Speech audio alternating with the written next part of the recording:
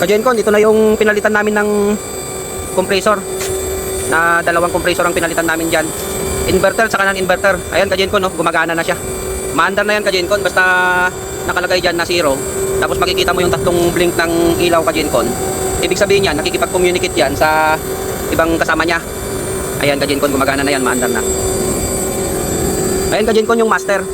Ayan o, 0, saka nagbiblink din yung tatlong ilaw. Ibig sabihin yan, communicated na yan. At ito naman Kajencon, yung slave 1. Yan, ganun din. Naka 0 din siya at nagbiblink din yung tatlong ilaw. Ayan, so ibig sabihin yan Kajencon, normal na yan. Yan, mamaya-maya na yan dyan. Malamig na yung loob Kajencon. Operational na yan Kajencon. Ayun o, si partner Andong o. Kumusta Kajencon? Kajencon! Kumusta yung ginawa mo Kajencon? Okay, galing mo talaga.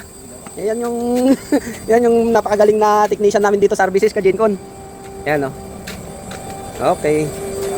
Ito Kajencon yung non-inverter na pinalitan namin. Bago na rin yung heater. Ayan o, dalawa. Ayos. So, lamig na yan. Malamig na Kajencon no? Kakaandar lang.